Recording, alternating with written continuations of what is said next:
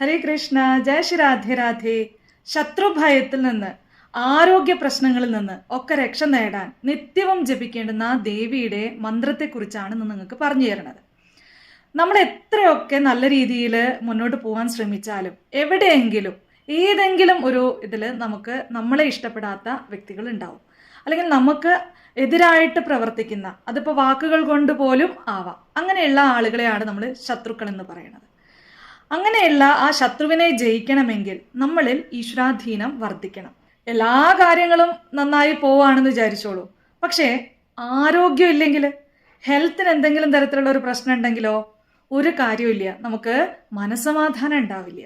അപ്പോൾ ആരോഗ്യ പ്രശ്നങ്ങളില്ലാതെ മുന്നോട്ട് പോവുകയാണ് നമുക്ക് സന്തോഷവും സമാധാനവും ഉണ്ടാവണമെങ്കിൽ ആദ്യം വേണ്ടുന്ന കാര്യം എന്ന് പറയുന്നത്. ഇതിനായി നിത്യവും നിങ്ങൾ പാരായണം ചെയ്യേണ്ടുന്നത് ദേവീ മഹാത്മ്യത്തിലെ ദേവീ കവചാണ്.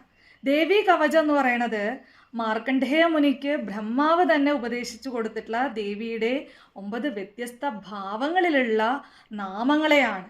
നമ്മുടെ ശരീരത്തിൻ്റെ പല ഭാഗങ്ങളെ പോലും ആ ദേവിയുടെ പേരുമായി കണക്ട് ചെയ്ത്, അല്ലെങ്കിൽ ആ ഭഗവതി ആ ഓരോ അംഗങ്ങളെയും സംരക്ഷിക്കുന്നു.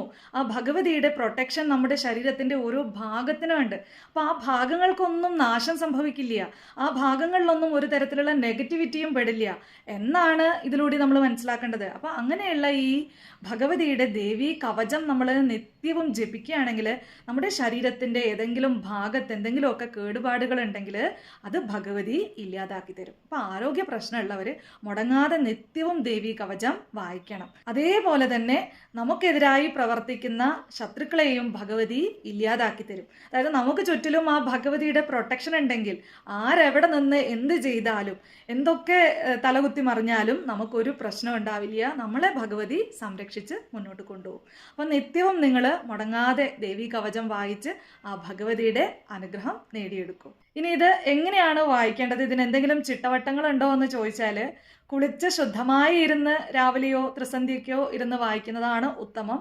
ഇനി ഇൻ ബിറ്റ്വീൻ നമുക്ക് സമയം ഉണ്ടെന്നുണ്ടെങ്കിൽ തീർച്ചയായിട്ടും വായിക്കാവുന്നതാണ്. നമ്മൾ മനസ്സ് അതുമായിട്ട് കണക്ട് ചെയ്യണം, അത്രയേ ഉള്ളൂ. ഭഗവതിയുമായി കണക്ട് ചെയ്തിരുന്ന് വായിക്കുക എന്നുള്ളതാണ്.